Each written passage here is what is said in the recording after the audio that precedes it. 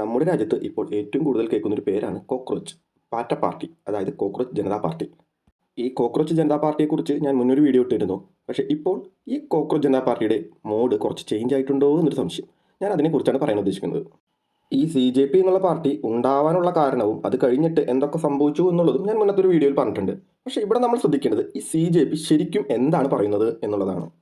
ശരിയാണ്, ഫ്രസ്ട്രേഷൻ, അതായത് യുവാക്കളുടെ ഫ്രസ്ട്രേഷനാണ് ഇങ്ങനൊരു പാർട്ടിയും ഇങ്ങനൊരു ഫോളോയിങ് ഗ്രൂപ്പിൻ്റെയും ഉത്ഭവനം. സത്യമാണ്. ഈ ദിവസങ്ങൾക്കുള്ളിലുള്ള ഡിജിറ്റൽ മൂവ്മെൻ്റ് ആണ് നമ്മൾ ശ്രദ്ധിക്കേണ്ടത്. ഇപ്പോൾ ഇതാ പുതിയ റിപ്പോർട്ട്സ് വരുന്നു, നാളെ ബാംഗ്ലൂരിൽ ഇവരൊരു മനുഷ്യച്ചങ്ങലയ്ക്കുള്ള ഒരു പ്ലാനിങ് നടത്തുന്നുണ്ട് എന്നുള്ളത്. ഇവരുടെ ഇപ്പോഴത്തെ പ്രധാന ആവശ്യം യൂണിയൻ എഡ്യൂക്കേഷൻ മിനിസ്റ്റർ രാജിവെക്കണമെന്നുള്ളതാണ്. അതായത് നീറ്റ് പരീക്ഷയിലുള്ള ക്രമക്കേടുകൾ കാരണം അദ്ദേഹം രാജിവെക്കണം, അദ്ദേഹം ആ ഉത്തരവാദിത്തം ഏറ്റെടുത്ത് രാജിവെക്കണമെന്നാണ് ഇവരുടെ ഏറ്റവും വലിയ ആവശ്യം. അതായത് ഇപ്പോഴത്തെ അവർ പ്രധാനമായും മുന്നോട്ട് വയ്ക്കുന്ന ഒരു ആവശ്യം. ജനങ്ങൾ അല്ലെങ്കിൽ യുവാക്കൾ എല്ലാ കാലഘട്ടത്തിലും ഫ്രസ്ട്രേറ്റഡ് ആണ്. അതായത് ഭരിക്കുന്നത് ഏത് പാർട്ടി ആവട്ടെ അല്ലെങ്കിൽ ഒരു സിസ്റ്റം ആവട്ടെ, അതിനെതിരെ എപ്പോഴും ഫ്രസ്ട്രേഷൻസ് ജനങ്ങൾക്കുണ്ട്. കാരണം ജനങ്ങൾ ആഗ്രഹിക്കുന്ന പല കാര്യങ്ങളും ഈ ഒരു സിസ്റ്റത്തിന് അല്ലെങ്കിൽ ഗവൺമെന്റിന് ചെയ്തു കൊടുക്കാൻ പറ്റില്ല. പക്ഷേ പ്രശ്നം ഇതാണ്, ഫ്രസ്ട്രേഷൻ മാത്രം ഒരു ഐഡിയോളജിയായി മാറുമ്പോൾ അവിടെയാണ് അപകടം തുടങ്ങുന്നത്. ഉദാഹരണങ്ങൾ നമ്മൾ അയൽവക്കങ്ങളിൽ കണ്ടതാണ്. എന്താണ് ബംഗ്ലാദേശിൽ നടന്നത്? ഇത് തന്നെയാണ്, സെയിം സിസ്റ്റം തന്നെയാണ് നടന്നത്. അത് തന്നെയാണ് നേപ്പാളിൽ നടന്നത്, അത് തന്നെയാണ് ശ്രീലങ്കയിൽ നടന്നത്.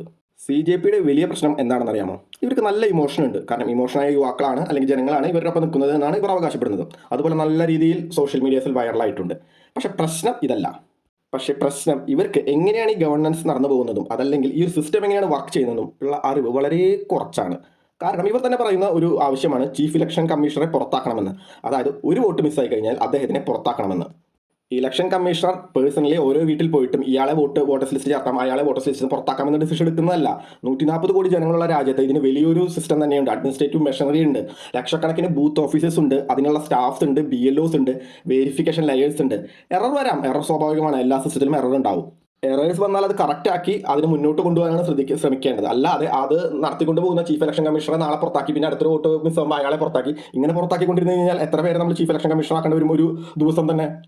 അപ്പോൾ ഇവർ പറയുന്നത് അങ്ങനെയാണെങ്കിൽ ഈ സിസ്റ്റം മൊത്തം ഫേക്ക് ആണ്, ഈ സിസ്റ്റം മൊത്തം ശരിയല്ല എന്നാണ്. അങ്ങനെയാണെങ്കിൽ ഇവർ ഡെമോക്രാറ്റിക് റിഫോം ആയിട്ട് തോന്നുന്നില്ല. ഇതൊരു വയലന്റ് ആയിട്ടുള്ള ഇമോഷണൽ പൊളിറ്റിക്സ് ആയിട്ട് അല്ലെങ്കിൽ ഇമോഷണൽ റേജ് ആയിട്ടൊക്കെ കാണാൻ പറ്റുള്ളൂ. അടുത്തൊരു ആവശ്യമാണ് അവരുടെ കോർപ്പറേറ്റ് മീഡിയാസ് അവസാനിപ്പിക്കണമെന്ന്. അതായത് അദാനി അംബാനി കൺട്രോൾ ചെയ്യുന്ന മീഡിയാസ് എല്ലാം നിർത്തലാക്കണം, അത് സ്റ്റോപ്പ് ചെയ്യണമെന്നാണ്.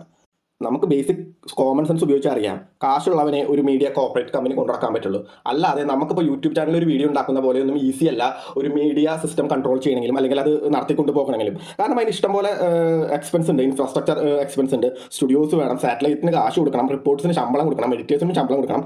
ഇങ്ങനെ ഇത്രയും കാശ് വേണമെങ്കിൽ അത് ആരെ കൊണ്ടാണ് പറ്റുക? സാധാരണക്കാരനെ കൊണ്ട് പറ്റും. എനിക്കിപ്പോൾ പോയിട്ട് പേഴ്സണൽ ലോൺ എടുത്തിട്ട് എനിക്കൊരു മീഡിയ കമ്പനി തുടങ്ങാൻ പറ്റും? പറ്റില്ല. അത് ചെയ്യുന്നത് വൻകിട കമ്പനികൾക്ക് മാത്രമേ പോസിബിൾ ആവുള്ളൂ. അതൊരു സത്യമാണ്. അത് ഇവിടെ ഇന്ത്യയിൽ മാത്രമൊന്നുമല്ല, ലോകത്ത് എല്ലായിടത്തും അങ്ങനെ തന്നെയാണ്. CNN ആവട്ടെ, BBC ആവട്ടെ, എല്ലാവരും ഇതേപോലെ ഫണ്ടിങ് ഉള്ള ആൾക്കാരിൽ നിന്ന് ഫണ്ട് മേടിച്ചുകൊണ്ട് തന്നെയാണ് അവർ മുന്നോട്ട് പോകുന്നത്. മറ്റൊരു ഡിമാൻഡാണ് ഈക്വൽ റെപ്രസെൻറ്റേഷൻ ഓഫ് വുമൻ, അതായത് 50% റിസർവേഷൻ ഇംപ്ലിമെന്റ് ചെയ്യണം സ്ത്രീകൾക്കായിട്ട് എന്നുള്ളത്.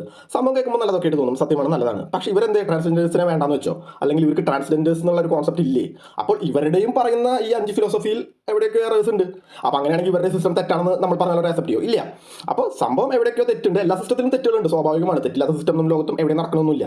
പക്ഷേ ആ സിസ്റ്റത്തിന് മൊത്തത്തിൽ ഇത് മൊത്തം ശരിയല്ല, ഇതെല്ലാം ഒറ്റയടിക്ക് നമുക്ക് സ്ട്രീറ്റിൽ ഇറങ്ങി കഴിഞ്ഞ് മാറ്റാമെന്ന് പറയുന്ന കാഴ്ചപ്പാടുകളാണ് പ്രശ്നം. അവർ ഇപ്പോൾ വാദിക്കും, ഞങ്ങൾ അങ്ങനെ പറഞ്ഞിട്ടില്ല, ഞങ്ങൾ അങ്ങനെ ഒരു അക്രമ രാഷ്ട്രീയമൊന്നുമല്ല ഉദ്ദേശിക്കുന്നത്, ഞങ്ങൾ പീസ്ഫുൾ ആയിട്ട് ഒരു ഗ്രൂപ്പ് അല്ലേ ഉണ്ടാക്കിയിട്ടുള്ളൂ. പക്ഷേ പീസ്ഫുൾ ആയിട്ടുള്ള ഇത്തരം ഗ്രൂപ്പുകളാണ് പിന്നീട് റാഡിക്കലായിട്ട് മാറുന്നത്.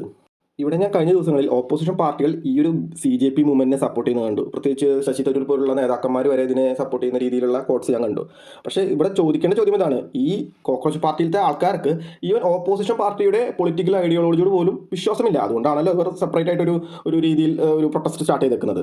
ജനാധിപത്യ രാജ്യത്ത് ഗവൺമെന്റിനെതിരെ ചോദ്യം ചെയ്യുന്നത് തെറ്റല്ല, അതുപോലെ തന്നെ ഭരിക്കുന്ന പാർട്ടിയായ BJPയുടെ കാഴ്ചപ്പാടുകൾക്കെതിരെ പ്രതികരിക്കുന്നതും തെറ്റല്ല, ഇനി ഓപ്പോസിഷനെ ക്രിറ്റിസൈസ് ചെയ്യുന്നതും തെറ്റല്ല. കാരണം ഇത് ജനാധിപത്യമാണ്.